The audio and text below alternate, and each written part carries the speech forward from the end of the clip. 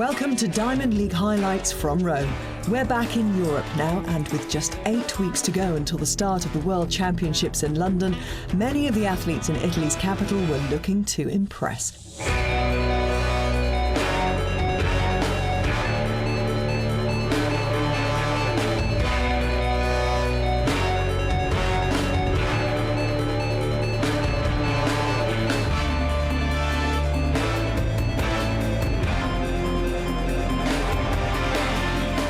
So let's get straight into the action with your commentators Steve Cram and Tim Hutchins.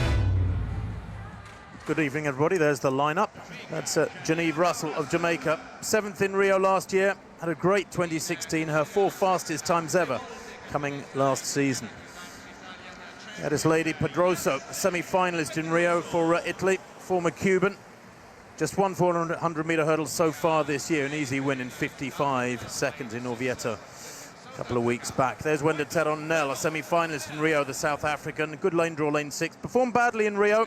Was virtually her slowest time of the season in that Olympic final. There is Hejnova, the world champion in 2013, and then retained her title in 2015 from Moscow. She was champion once again in Beijing.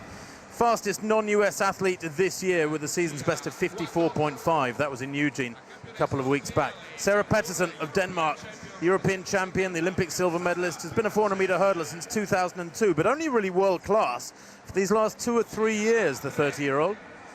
Ailey Doyle goes in lane 3 for Great Britain. 8th in Rio. She was very disappointed with that performance.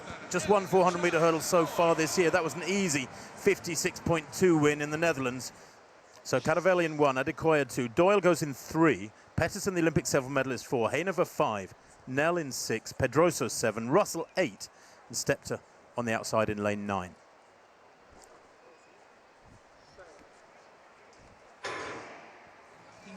Well, conditions just about perfect here in Rome. It's a warm evening, probably 25, 26 degrees centigrade. No breeze in the arena either. And certainly it looks like out on lane 8, Genevieve Russell has gone off perhaps the quickest of all. She was 5th in the last World Championships. Will have been disappointed with her 7th in Rio last year, but she's closed up on Stepter to extreme left of picture already. Also going well now is Hejnova. She's really moving well down the back straight. Is up on Nel, the South African centre of picture, and the long yellow socks of Pedroso, leaving her way behind the 2 in the outside lanes. Genevieve Russell and Stepter in 7 and 8, or 8 and 9 respectively. They come to this barrier as they approach the straight, and Genevieve Russell has really attacked the first 300 metres. Going strongly now, coming through Sarah Pettersson. Really well measured first 300 from the Dane in lane 4. Pettersson, the Olympic silver medalist. I don't think she's going to get back to Genevieve Russell, though. Coming through strongly now is Nel, but it's going to be Russell from Pettersson and Nel. Well, my word, running scared, they say, in those outside lanes when you have very, very little idea of what's going on inside you. You're concentrating on your stride pattern, you're concentrating on getting those barriers right. You don't really spend that much attention on those inside you, but you're sort of aware of them in your peripheral vision. But she never really gave them a chance to come into view, did she? That was a brilliant run from Russell, from lane 8, the Jamaican winning in 54.14, a season's best for her, and the 5th fastest time in the world this year. Hejnova, not a good performance from her tonight, but the Jamaican, really strong. She went out hard because she was chasing the American down, but to be able to come home as strong as she didn't fall apart and kept her stride pattern together, really strong at the end, was watching for the challenge up on the big screen, but it never really materialized. It's a really good performance from her. In the end, almost a fairly comfortable win. 2 or 3 there with really disappointing performances. Still to come, Britain's CJ Uja faces Eugene winner Ronnie Baker in the 100 metres. Andy Pozzi faces his World Championship rivals in the 110-metre hurdles. Daphne Shippers is the best hope for a European victory in the women's 100 metres. Helen Obiri will challenge Genzebi Dibaba over 5,000 metres. And we'll have all the best of the action from some top-class field events.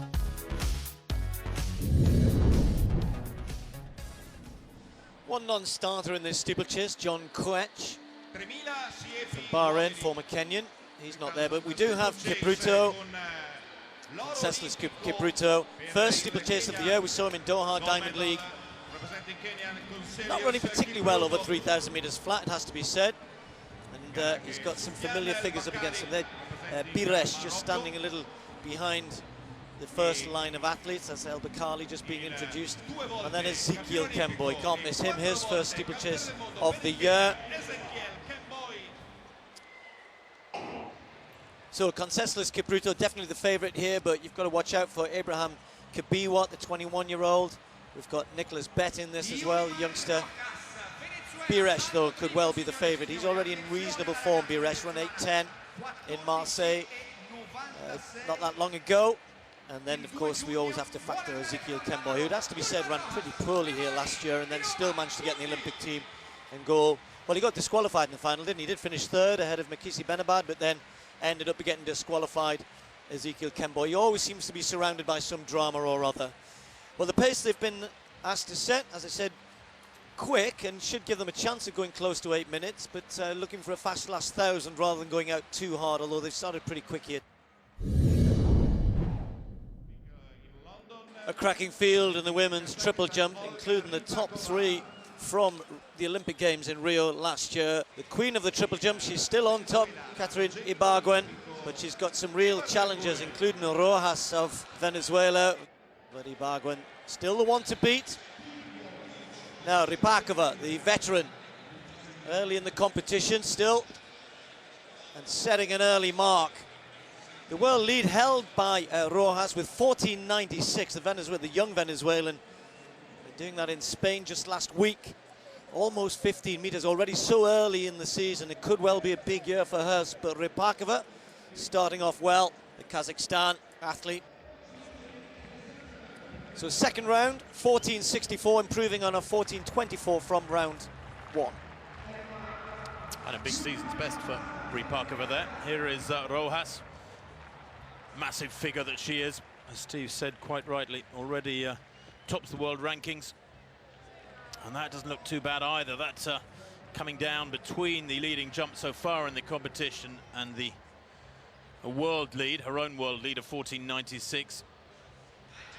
When she fills out and powers up, so to speak, Rojas, she's only 21, let's not forget, the world indoor champion. Nowhere near the board there. And that from Rojas, 14.76, gives her a nice lead. Well, Kipruto now decided to try and push on a little bit. Pace just dropped slightly, and all of a sudden he injects a little bit more pace. The youngster, the world junior champion, slotted in behind him. That's Amos Karui. And then Biresh is still there, hovering, taking that water jump much better on that occasion. And the Moroccan just gives a little bit of a nudge to Barnabas Kipyego and says, I'd come through on the inside. El Bakkali then trying to hang on to these 3. Kipruto, as he comes around with 2 laps to go into the last 1,000 meters. They went quick for the first 1,000, slowed a bit after that, but they're still not too far away from 8-minute pace. It's going to be a pretty quick race, depends on what these last 2 laps are. And all of a sudden, look at the youngster there. He's only run 8:20. He's going to be well inside that here today. So they take the bell. Karui in third, and Biresh starting to look a little bit ragged at the moment. Comes out wide to take that one. Not taking the barriers as well. Losing ground. So it's Kipruto there to be shot at. Kipruto, the Olympic champion with the world junior champion, now attacking Karui once more. Kipruto responds. El Bakkali looks as though he's got to climb over that barrier there. But there's a little bit of a gap between these 3 and Biresh. And once more Karui has another go. And Kipruto again holds him off. And that's got to be soul-destroying for the youngster. El Bakkali just sneaking through, gives him a nudge. Look at this, that's the Moroccan now. Kipruto, last time into the water jump. El Bakkali's not going to hang around here, trying to attack on the outside. Kipruto holds the inside, does it well. The 2 of them come off the water jump, still at top speed. It's a battle for third, way behind these 2. 1 more barrier to go. Kipruto on some real pressure here. Bakkali's going to be running, El Bakkali's going to be running a massive personal best, but can he win it?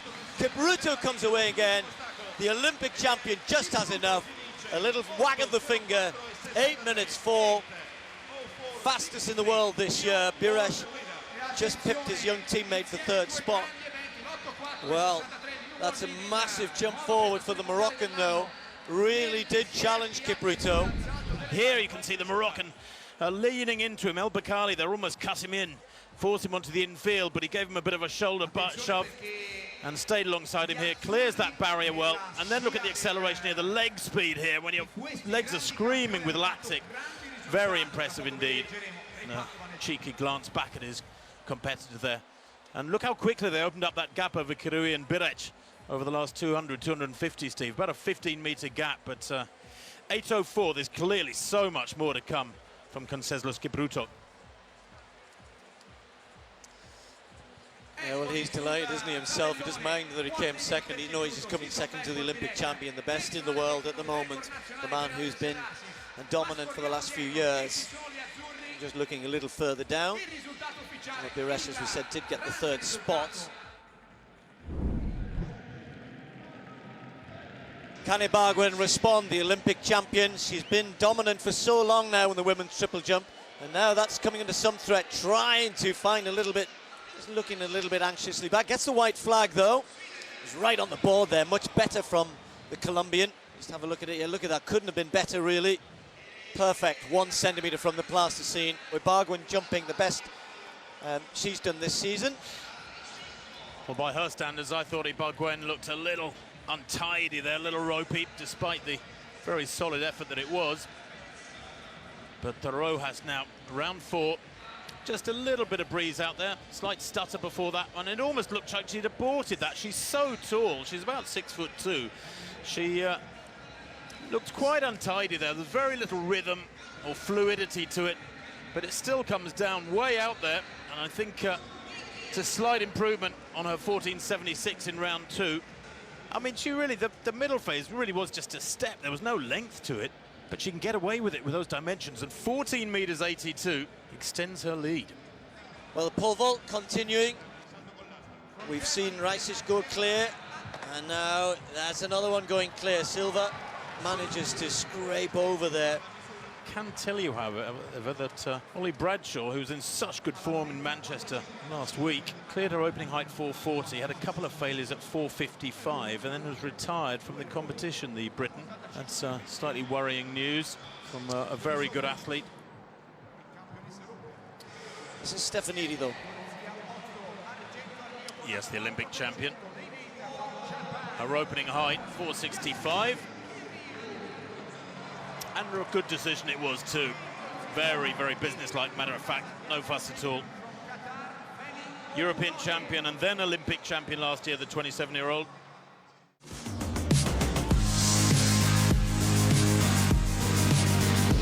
Men's sprinting is looking for the next big thing.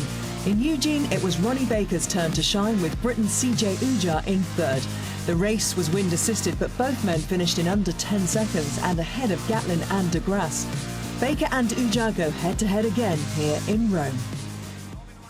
There's Ronnie Baker, winner in Eugene in the Diamond League meeting in 9.86, but it was wind-assisted. He's prior to that, he finished second in 9.98 in Kingston in the World Challenge meeting down in Jamaica. He's in 4. Jimmy Vico, World Championship silver medalist in the sprint relay for France back in 2011. Hasn't really produced the results expected of him, the 25-year-old Frenchman. Only 7th in Rio in the 100. After 8 years working together, has just left his longtime coach, Guy Ontanon. There is Mike Rogers, great indoor sprinter. Rogers, a sub-10 second sprinter, best of 9.85 back in 2011. CJ Uja in good form, the former European junior champion at 100, but that was back in 2013. He was third in Eugene, good run there against the best of the Americans in a windy 9.95. So Baker in 4, watch him in fine form. Vico in 5, Rogers 6, Britain's Uja in 7. Well, really good start in 3 from Maite, but now Baker beginning to get into his running in the blue, dragging Maite with him. Maite battling alongside him there, coming through Vico in the yellow, and on the near side, Uja has a brilliant run. Uja takes it, 10.03 against a good field. Minus 0.2 there, but CJ Uja clocking up one of the best wins of his career as a senior athlete. And while the time, 10.02, might not be anything that special, the field that he's beaten there, Uja, and it is confirmed as a season's best for the Briton. Jimmy Vico, who looked to be finishing very strongly, could do nothing about the Briton to his right, coming through 10.05 for Vico. Ronnie Baker, third, 10.05 as well. He's taken some big scalps there, has CJ Uja. And that might just really start his season, Steve, getting onto a very important role. Well, I think he's been running well since his season started, and this is just adding to that. As you said, the time's less important than the win. He's beaten some very good athletes, including Vico and, of course, Baker. You know, and he surged, really, just maintained his form coming through. Just watch him coming through here. Wasn't the best of starts, as you said quite rightly. Maite got out best, and you thought, OK, Baker's going to come on from that. Baker, great 60-metre runner indoors, and then just doesn't come on. Vico probably thought his danger was to his left. But it's CJ Uja who comes through for the win, season's best 10.02. He has run under 10 seconds this year, and a couple of times where it's been windy when he's done that. So he's getting closer and closer to getting back to that sub-10-second form he had 2-3 years ago. It's been a disappointing year or two, particularly last year, I think, for him. But to me, he looks in great shape this year. That's a big win for him. Move now on to the women's triple jump. Yulimar Rojas still leading with that 17.82. Nobody, including Ibargüen's, been able to challenge the tall Venezuelan. That's another good jump from her. Really consistent, just a little grimace. Perhaps up to a coach. Very slight following wind behind the majority of jumps. Slight headwind, bizarrely, in some of them, although the air in the stadium feels very, very still. Well, that improves, 14.84. So here's Ibargüen. Last chance. The Olympic champion heading for defeat here. Oh, now that's close. That is close. It doesn't look quite good enough, though. You could see the line yourself on there. That's only a guide, of course. She probably knows. A little wave to the crowd, but it's the Venezuelan who's going to carry it through tonight. 14.78. Close. Coming up 6 centimetres short. Is this a handing over of the mantle, so to speak, of world #1 from the powerfully built, bounding little Caterina Ibargüen of Colombia to the Yulimar Rojas of Venezuela? Well, Sandy Morris has had a difficult time. The American under pressure, no. Well, Sandy Morris can be really disappointed with that performance tonight. Took 2 attempts to get over 440, cleared 455 the first time, looked as though she got herself sorted out, but now goes out at 465. So on the track, the men's 800 metres, and the cracking race we've got here, full of real interest. Just watch some of the names there. The most intriguing one, perhaps, Nigel Amos, Olympic silver medalist from 2012, bombed out in the Olympics last year. Is the Botswanian in any sort of form. Changed his coaching regime now with Mark Rowland in the US. Then the 2 Poles. It's almost as though they always go together, don't they? Kashot and Lewandowski. Lewandowski and Kashot. Kashot in lane 4. The more of the 800-metre specialist, I guess, these days, because Lewandowski switches his time between 800 and 1500. They've asked for a reasonable pace here. 50.5. It's not too silly, but that man there, Kipyegon Bet, the tall 19-year-old. What a talent he is. So Bet, the world junior champion, the winner in Shanghai, could be the one that everybody else is watching here. Amos on the inside started pretty quickly. Bube being left a little bit as the pacemaker on the outside has gone a bit fast over this first 150. Kinyor sprinting through the first 200 metres. Bet just settling into a decent place there. But Tim, he's gone a tad quick for me in about 24 seconds. Not even for me, for them as well. Yeah, it's one of the problems if you've got an inexperienced pacemaker. I mean, look at that, 15 metres out in front. He's in a world of his own, enjoying himself, looking great, but 20 metres now that lead, actually 25. That's one of the most ridiculous gaps I've seen for a long, long time in an 800 metres. The pack not remotely interested, and to be fair, what's he gone through in? 49.2. Maybe a second or so too quick. Oh, Amos has gone down. Well, they were so bunched, Steve, it was going to happen. Yeah, what happened, Tim, they're going so slow, you're absolutely right. And Bube came around the outside because he was thinking, well, I might as well go in the front here. And he clipped Amos. I think it was Bube who did it. Anyway, the race is on now. Bet on the far side is giving chase. If this guy keeps going, he's not a bad 800-metre runner himself. Job Kinyor, of course. And he's had a little look behind.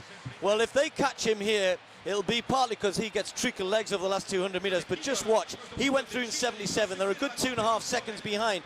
So the charge is on, but Job Kinyor is out in front, but he's going to be pulling up trees in the home straight. It's Adam Kashot who's leading this. McBride trying to come around the outside. But here comes Kipyegon Bet, but Kashot has just stolen a march. Is he going to catch him? Brazier finishing quickly as well, but it's going to be Adam Kashot who's going to hang on for the win. Just gets there, the pole. Adam Kashot wins it. The winning time, 1:45.98. Bet just got taken by surprise. The race was a mess, Tim, let's face it. And yes, I don't mind that. I think sometimes you have to learn to race, and that's what Kashot is always good at. In that type of race, it's going to play into his hands. He's always good, puts himself in the right position, but he attacked first. And because he attacked first, he got that advantage. Bet was a little bit slow to come round him, and he ends up with a win. Just hung on in the end. He was a bit tired at the end, and Brazier finished quickly as well. But messy race. Such a shame to see the man go down there, Amos. And never will we know how he'd have gone tonight. But Kashot had that meter, and he retained that meter down the straight here, despite some great running going on behind him. Yeah, and he attacked, didn't he? He got himself into a decent position down the back straight, and then he attacked hard, kept looking up the screen. Yeah, look at Bet. I mean, he's a big talent, this 19-year-old. Brazier running well on the inside. That'll be a little bit of a lesson for him. But nonetheless, big win for Kashot. Whenever you move into that sort of 1:45 bracket off that sort of pace, 53 first lap, then that's always a likely result. Winning time 1:45.96. Menangoy finishing reasonably quickly there, just sneaking into fourth, and then Lewandowski himself knows where to put himself in those sort of races, finished fifth. Well, we can go to the women's high jump now. Lichvinko, the pole, who came in at 185, cleared that first time, and she pops over 188 as well. Olasitskene now in this high jump competition at 188. Yeah, that's nice. Plenty of speed there, generates lots of speed there. She's another ANA, authorized neutral athlete, in other words, a Russian. But her second jump there, she went clear at 185 first time, now 188. And once we're into the 190s, it starts getting a little bit more serious. Plenty of athletes clear at this height. So Silva, 475 the bar now at. So her first attempt scraped over 465, having had 3 attempts at 455. So this just might be a little bit of stretch for the Cuban. Well, don't listen to me, what am I know? Nice clearance from Silva there, just rattles them slightly. It's maybe taking advantage of the 30-year-old world champion. Let's not forget, in Beijing, silver medalist in London. That was better, isn't it? Seems to have warmed to the competition tonight, the Cuban, and that is a season's best for her. Stefanidi then. Now, came in at 465, cleared that first time. 475, thank you very much. Makes it look easy, doesn't she? Goodness me.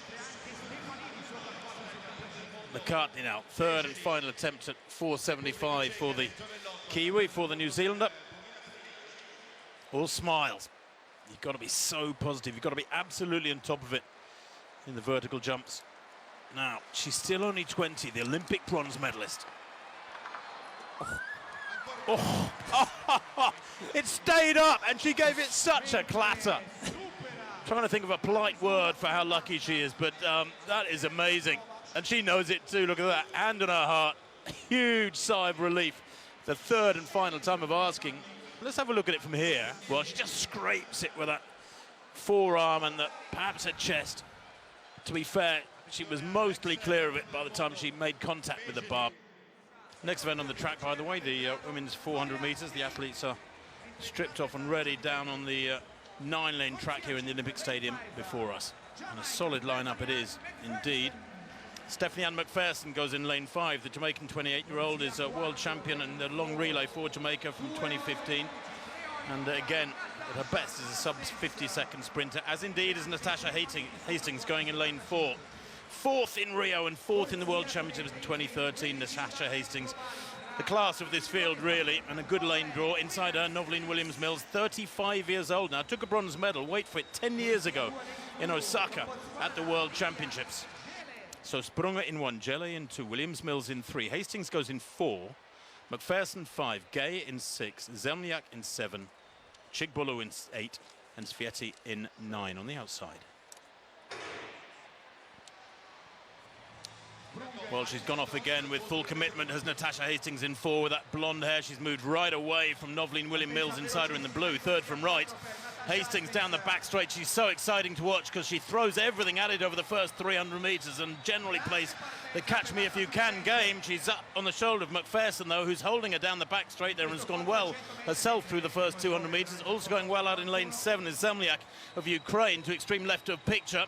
But the two inside her, Hastings in 4 and McPherson in 5, are well up and down as they come into the straight. Hastings, has she got the legs through this last 100? She's got a 2-metre gap at the moment. They're coming back at her, and especially in lane 3 there, Williams-Mills is trying to come through to challenge for 2nd place. But Hastings is away. She's going to win this one by 3 metres. It's been an impressive run from the American, 50.52. I think Williams-Mills just coming through to snatch 2nd, Zelniak in lane 7. That's the 1-2-3. And the meeting record of 49.17 stays very, very safe indeed. The world lead too, 49.77, which belongs this year to Shawnee Miller-Uibo of the Bahamas. Yeah, typical Natasha Hastings, but quite smart as well. She went really hard to 200, got up on McPherson, then just sort of checked back a little bit for the first part of the bend. And then you saw her as she was coming into the straight with sort of 120 to go. At this point here, she just kind of starts to move again. So instead of going, through 200, keeping her foot down, as you said, trying to hang on, she just backed off a little bit and then went again. And look at the gap she opened up. And yes, with 50 to go, then she's just starting to tie a little bit. The others, 1 or 2 are charging. Most are going backwards as well. I mean, let's be honest, women's 400 is yet to really get going. Yeah, there is more to come. A 200 personal best underlines that great run tonight. The win in Rome then for Hastings, 50.52 from Williams-Mills, 51.04, and Zemliak, 51.08. Well, the men's javelin's already been grabbing everyone's attention this year. We've got a great lineup here. Jago, we haven't seen him yet this year. Former Olympic champion Sean Walcott in this as well. And of course, it's Germany in the shape of Vetter and of course Thomas Roller, the Olympic champion, who have been setting the benchmark. And then this man as well, Vadlec from the Czech Republic, been in good form already this year himself. And that's another good start to the competition, over 85 meters. Kind of dead air tonight. It's very warm and mild. Not as muggy as it sometimes is in Rome, but there's not a breath of wind out there. But that's a good start from him. Britain's 20-year-old Morgan Lake then. This third and final attempt at 1m91. She is the world junior champion from 2014, and her personal best goes back to that year. This is well within her compass, and it is tonight as well. That's a lovely clearance from Morgan Lake. Puts a seal of credibility on her competition on this occasion. Blessed Skaney, formerly Kachina, still yet to take a tracksuit bottoms off. Looks in really sharp form already this year, and while she was banned, or the Russian team was banned, she cleared 2-3 in Russia last year, but she's now cleared 2-3 legitimately in competition in Eugene. Looks as though she's in superb form. So, Roller it is, the world number 1. 84.81 is opener. Now, he looks a little bit more optimistic about that one, and well, he might. That's big. 87, 86 meters, something like that, maybe 86.5. Vesely and the others applauding that effort from the German. Vadlec, remember, with his opener 85.38, so didn't have the best of the first round, Thomas Roller, but that is the best so far, with round 2 concluding 87.05, and the lead is his.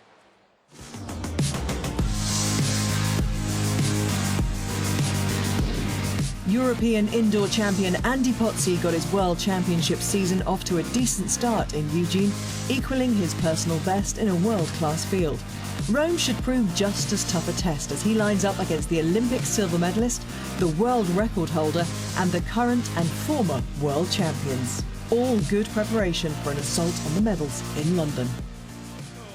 It's on the track, the men's 110-meter hurdles. A great field here. Really intriguing field. Perini, Cabral, Oliver, Shibenkov, Pozzi, Ortega, Merritt, Darien, Trapkovic. Shibenkov, the Russian, being cleared to compete since April and has started reasonably well in Shanghai, 13.35. Now, Andrew Pozzi of Great Britain Only made the semi in Rio, huge disappointment for him, and has got massive ambitions to do well in London at the World Championships. Ran well in Eugene, 13.19, but was in 5th there. Ortega, the Olympic silver medalist from Rio, has been a little bit up and down this year, but was beaten by the Olympic champion McLeod in Shanghai. Aris Merritt, good performance in Eugene. Is he coming back to his best? The Olympic champion from London, 13.13 in Eugene, his fastest since he had his operation, kidney transplant in 2015. Great story still, that.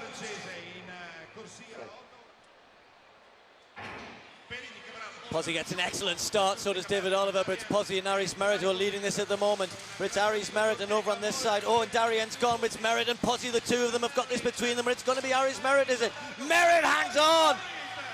But not only hangs on, moves away at the end. 13.15. Well, I said the story just gets better and better. Well, it is a great story, but, you know, you just have to carry on commending him for battling. There he is, third to left. I thought Andy Pozzi twitched in the blocks quite badly, but still got a great start. And at this point, I thought he was going to come through, and then over the last couple of flights, look at Shubenkov over beyond Pozzi, and you can see Merritt holding on there, coming through strongly. Ortega to take second, but Shubenkov finished like a train. Pozzi, I don't think it was loss of concentration, hits that barrier pretty hard, a couple from home, and that one as well, and that affects him badly. Pozzi, their third, second from the top as you're looking at those four, and perfect dip there from Aris Merritt. 13.13 equals his season's best. Ortega always consistent. He's a real banker, the Olympic silver medalist. And Shubenkov, well, he's been out in the wilderness, of course, with all the other Russians. So short of competition. I feel sorry for the fella. And he's battling his way back. And that was a strong run from him, Steve, for third, a season's best, 13.21 for the world champion. Stefanidi then, 4.85 now. Oh, and she manages to get a bit of stickiness on that bar. Well, Stefanidi, just look at a little grimace from her to say, "Ooh, I got away with that one." I don't know, you know what you were talking earlier on, Tim, about athletes, you know, she's in the prime form, she's in the form of her life, and I think when you're competing as well as she is at the moment, everything sometimes goes right for you as well. And she's got that aura, hasn't she? She's got that aura of winning and winning, and she has the confidence, and the others as well then might buckle a little bit behind. Olympic bronze medalist, the youngster from New Zealand, McCartney, third attempt at 85. Well, not to be, and none of them actually were great attempts. That would have been a big personal, well, a 3-centimetre personal best for McCartney. She's been, of course, at this stage of her career, keeps getting personal best. Not tonight, though, but she will continue to improve. It's still good enough for third place tonight. And Silva now in this pole vault, who third time failure at 4.85 for her, but 4.75 gives her a second place on the night. Stefanidi, of course, cleared 4.85 first time, as she has done every height. And now, Stefanidi is having the bar moved up, according to our computers here, to 5.07. That would be a new world record. Sifan Hassan, world indoor champion from last year, was 5th in Rio.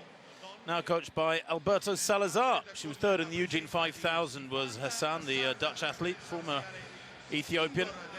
And 14.41 there. She's got enormous strength, good speed too.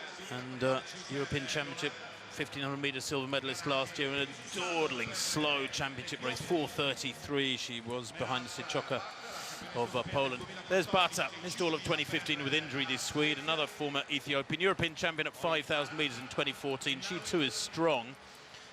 Rababe Arafi, 4th in the World Championships 800 back in 2015, has good speed, does the Moroccan. Segay Klosterhalfen, she's in wonderful form too, has got good 5,000 strength, the 20-year-old German, and recently broke 2 minutes for 800 meters, can you believe?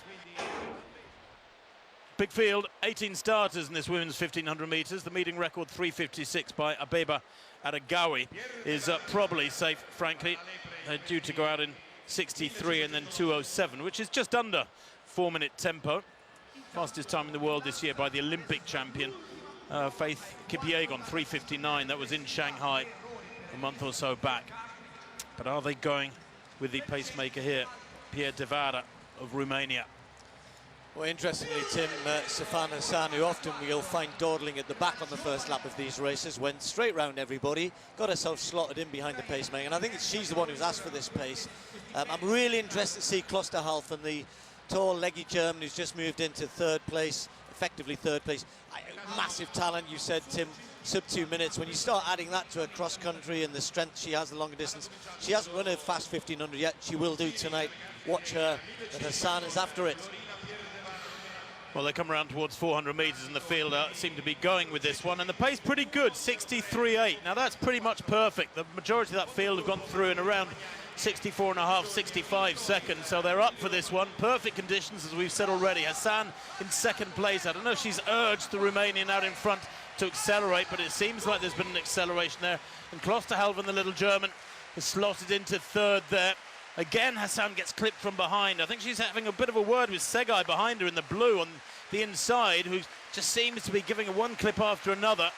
They're bunching a little bit now. Pierre Devara of Romania, the pacemaker, just needs to keep it clipping along here as they come towards 2 laps to go. But the field pretty stretched out, this big field, because the tempo up front has remained pretty healthy, and they come through below us with 2 laps to run. They're around 1:51.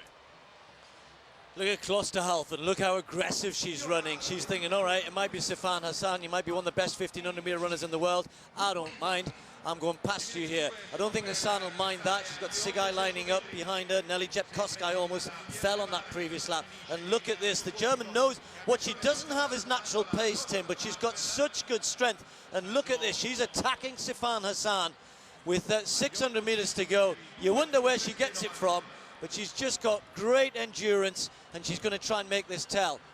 Well, there's no fat on her. She's got wonderful power to strength ratio as Klosterhalfen, the little German with, what, 550 metres to run.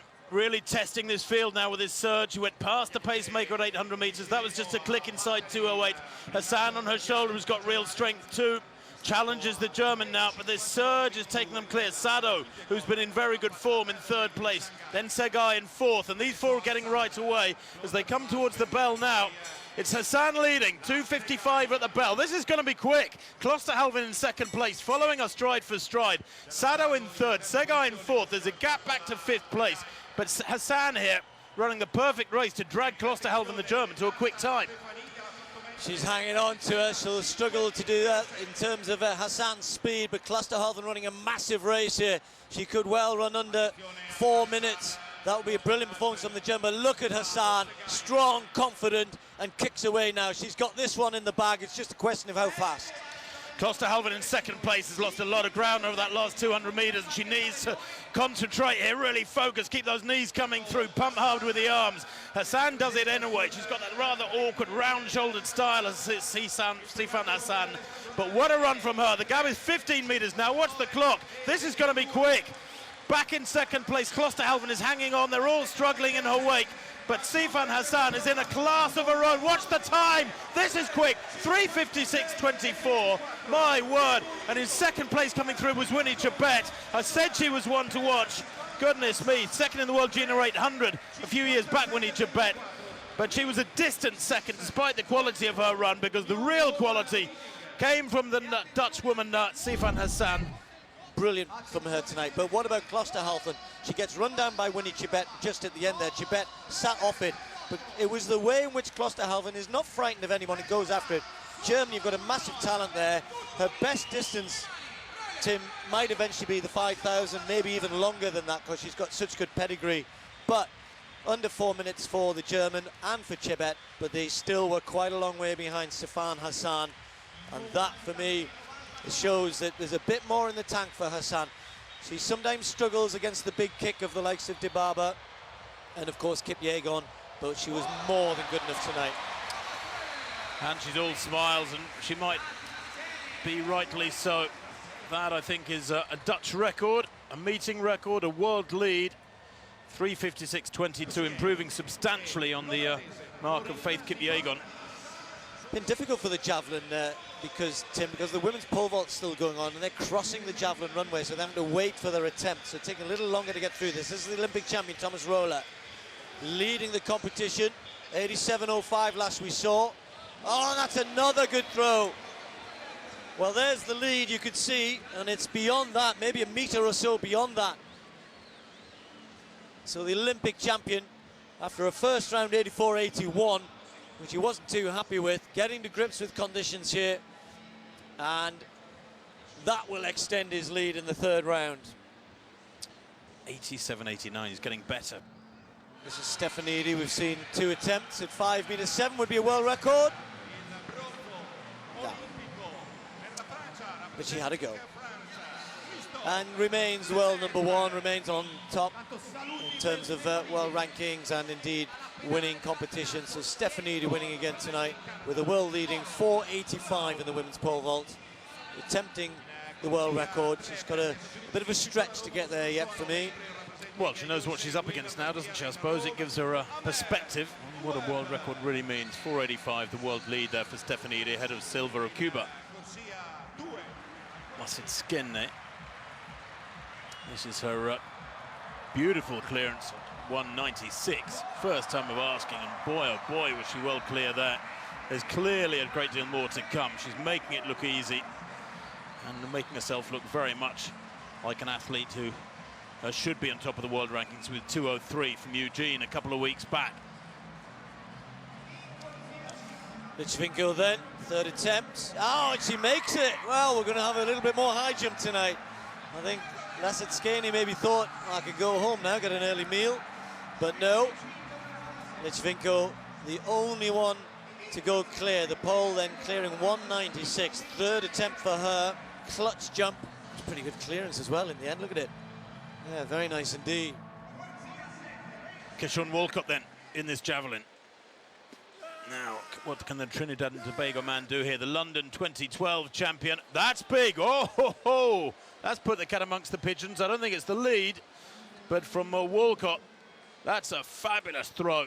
4th round. His best prior to this was in round 2, 84.02, but that's certainly beyond 86 metres. Women's 100 metres, Desiree Henry, already in decent form this year. Marie-José Talu, fast starting Ivory Coast athlete.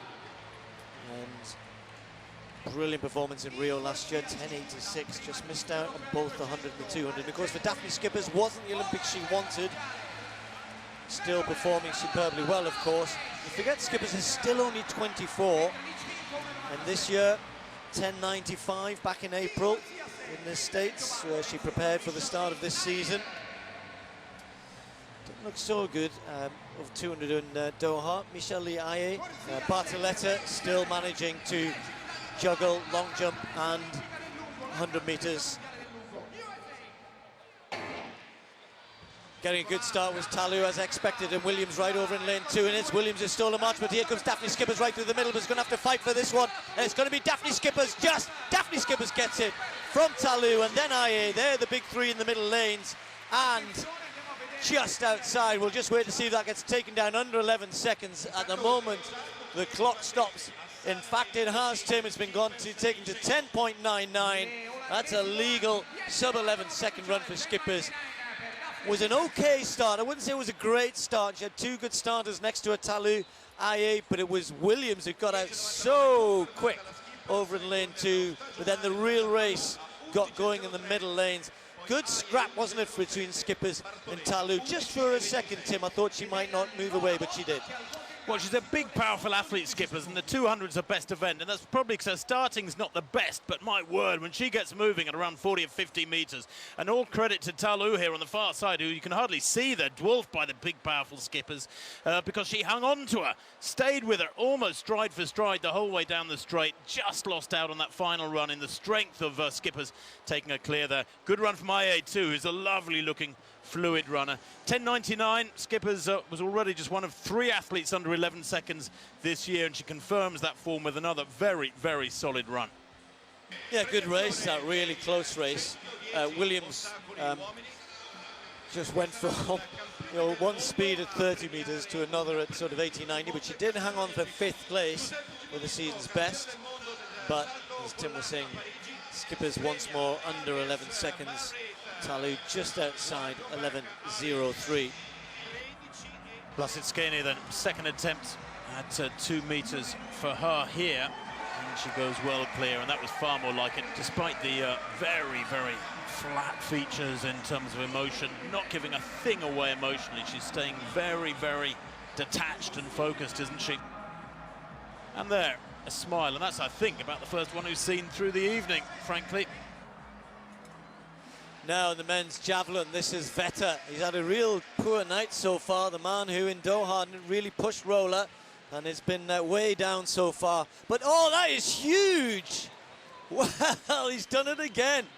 Johannes Vetter taking the challenge to roller, his teammate.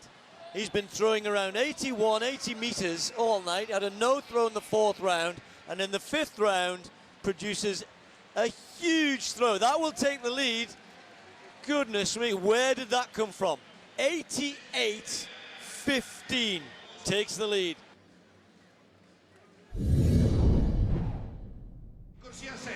Strong field here.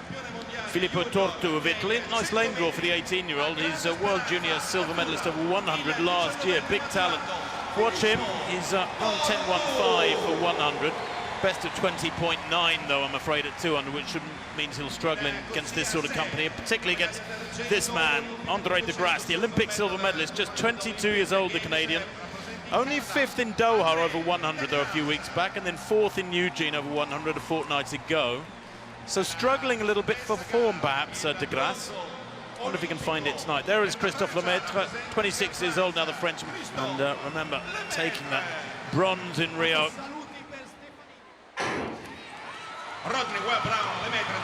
Very even start there initially, certainly going well in 4 is Aaron Brown, beginning to close up, and Christophe Lemaitre, who struggled on the bend there a little bit. De Grasse leading at the moment, although brilliant in lane 3 is Amir Webb, although he's getting past now, and then De Grasse changes gear and moves away. He's probably the smallest of all of them, but look at that winning margin, 2, maybe 2.5 meters from Andre De Grasse, and that is the De Grasse we remember from 2016. He's finding his racing legs. That was brilliant. A class apart, and he did all his running from the 90-meter point out down the home straight, just tore them apart, didn't he? 20.01 to Lemaitre, who came through very strongly after a very modest bend, the Frenchman. 20.29, but that's a 3-meter winning margin from Andre De Grasse. Amir Webb taking 3rd in 20.33.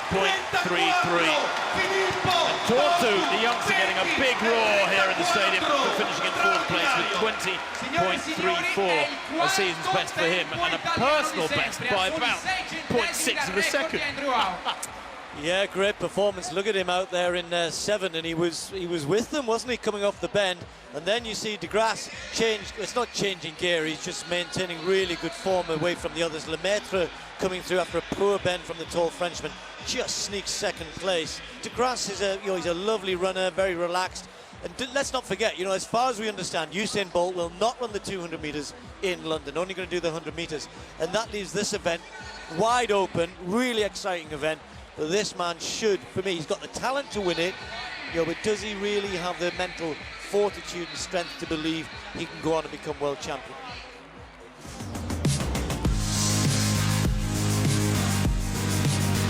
Genzebi Dibaba came up short in her attempt at the 5,000-metre world record in Eugene, and despite that win, the Ethiopian hasn't really impressed so far this season. Kenya's Helen Obiri, by contrast, set a lifetime best over the distance in Shanghai last month. The Olympic silver medalist should provide a tough test for Dibaba, perhaps pushing them both closer to the record held by Dibaba's older sister, Tirunesh. Well, final track event will be the women's 5,000 metres, and it's been billed as a world record attempt. That's a tall order at any time, but I suppose if anyone has got the pedigree to go after it, it's Genzebi Dibaba. There she is. The world record, of course, held by Tirunesh Dibaba, 14 minutes, 11.15 seconds. Full lineup there. Her big challenge will come from Helen Obiri, no doubt. 1 or 2 other good athletes. Well, there's plenty of good athletes in here. We're probably going to end up with 2 races, though, because the pace they've asked for is very, very quick. And the likes of Gidai, World Junior Cross Country Champion, Tirop in there as well. Steph Twell, Ailish McColgan going for Great Britain. Consternation around the meeting hotel as to what was being asked for pacemaking-wise. They're going to set off at 67s. Well, that would be under 14 minutes. The idea is to go out hard and then try and hang on, if you like. I'm not sure that's the best way to attack this fast time, and I'm not sure it's the best way for Dibaba. The problem they've got is to go out as hard as she wants to go out, then you've got to find some good pacemakers, and I'm not convinced they've got two good pacemakers here tonight, Tim. I don't think they've good enough quality, and if you think that they want to go out through 3,000 metres in 8:36, and the young athlete who's been asked to do it has a personal best of 9 minutes, you get an idea of the kind of task that will face the pacemakers. So will Dibaba take it on herself? I would think probably after 4 or 5 laps if she wants to run fast, with Obiri sitting on her. And normally the answer to that would be probably not. So we'll wait and see. Yeah, we've got 2 races going on here. There's a group of athletes, including the likes of, well, quite a few of the European athletes, McColgan and Twell of Great Britain, and they went off at 3:05 for the first 1,000 metres. They're just so detached. There's this group here, then there's 3 or 4 kind of stragglers, and then 130 metres behind this pace, and it is a fast pace. We've talked about it, and I said that this athlete is not good enough, and Dibaba has, early in this 2,000 metres, decided to have a go. Hats off to her. She's going to take it on, but there's a massive risky strategy this, because if she's not in shape to go and run very fast and run away from Obiri and the rest of them, then she's going to pay for this, because it's going to be a long, long run in front for Dibaba. That's it, Skene then. And this, back in this high jump competition, no, ends in failure, as it does so often in the vertical jumps, one of the great ironies of those disciplines. And that's her 3rd and final attempt at 2:05. But what an evening it's been for the Russian, jumping here with ANA beside her name. It was a comfortable win. Well, I'm not sure it's that comfortable for Genzabe Dibaba out in front here, because Obiri's just tucked into her, right in behind, and it's just sort of slowing and slowing. I mean, that second 1,000 metres, and when she decided to pick it up, was a 2:54. You're already 5 seconds down on the pace they were looking for even at that point, and then to have to run this far on your own, out in front, that's a tough ask. So she's got Tirop for company as well at the back of that group, and Chan of a former Run for Turkey now. Yeah, you know, this obviously isn't what was billed, but I'm just curious, Tim. I mean, you know, if you say you're going to go out that hard, but you've got to find better pacemakers than she had. And look how she's slowing. She's slowing so much that Obiri goes, "Oh, come on, enough is enough. I came here to run fast. I came here to run hard.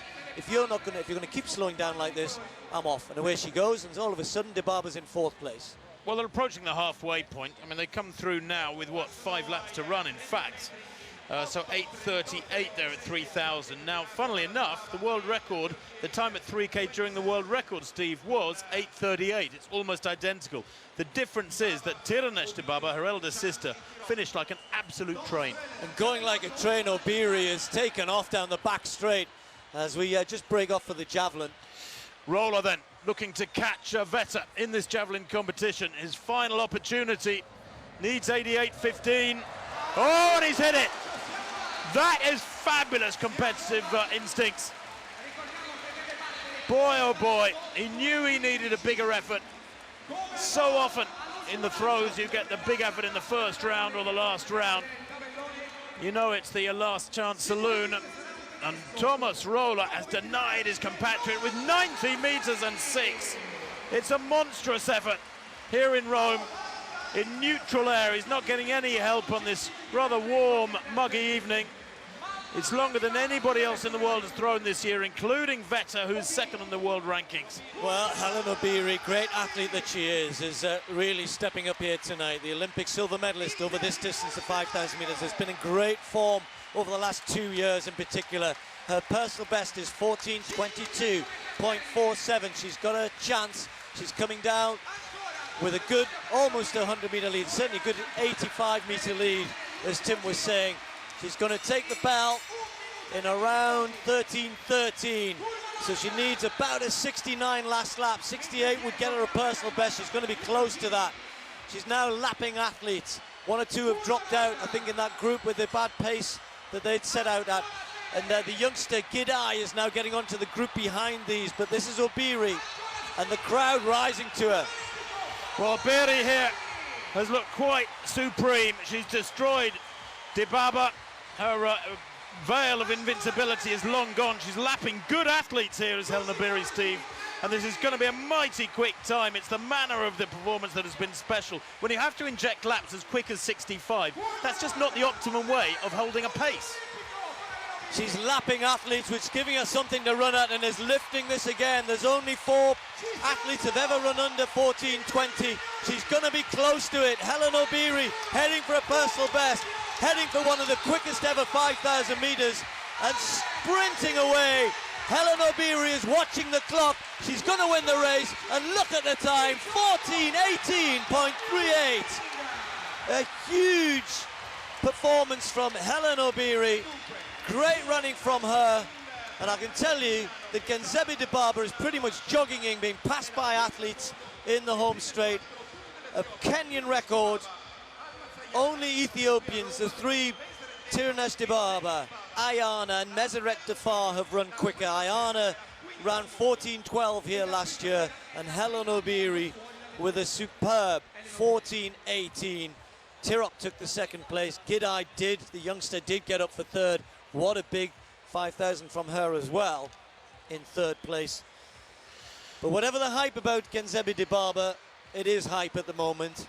Hellen Obiri, form athlete, running well, running strong, running confident, took it on, Tim, rewarded with a huge performance, 14:18. Absolutely, and Steve, I got her last lap at 65.4. I mean, she really did find something still left in the tank for that final circuit of the track here tonight. Desperately exhausting if you give your all. Look at her here, head rocking from side to side, still driving hard with the arms, trying desperately to get under 14:20. She knew the world record was long gone, but that is a special run tonight from Hellen Obiri. A Kenyan record. They don't come too often these days for obvious reasons. I've always enjoyed watching Hellen Obiri run. You know, great athlete, had a bit of a difficult 2014, but bounced back over the last couple of years, and now running better than ever. A new Kenyan record for Obiri in a world-leading time. Great performance from her. Tirop ran well to get second place, and Gidai, the youngster, 14:33. There were some excellent early season performances tonight with Hellen Obiri, Sifan Hassan and Thomas Roller catching the eye. But for most of the Brits on show, it was a disappointing night. Andrew Pozzi will be frustrated with 4th in the 110 hurdles as he failed to finish strongly, and that was in stark contrast though to CJ Uja in the 100 metres. A storming last 20 metres brought a very encouraging victory against a very good field. The time was less important than the win, but in a year where a place on the British sprint team will go to those who produce the goods on the day, then CJ couldn't have given himself a better confidence boost. The athletics action is coming thick and fast now on the BBC. This weekend we have 2 Diamond League meetings to bring you. On Saturday we'll have highlights from Oslo, that's on BBC One at 1:20. Then it's Stockholm, which you can see at 5 past midnight on Sunday night, or next Monday lunchtime on BBC Two. And there's more athletics the following weekend with the European Team Championships in Lille. Catch live coverage all weekend on the Red Button online and connected TV. In other sport, later tonight on BBC Two, we've got live rugby union as England tour Argentina. That's followed by cricket highlights with a must-win match for Australia against hosts England in the ICC Champions Trophy.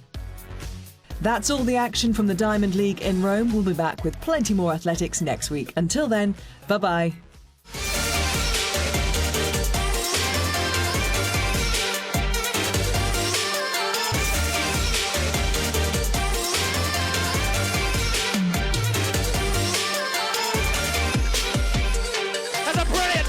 Uja takes it.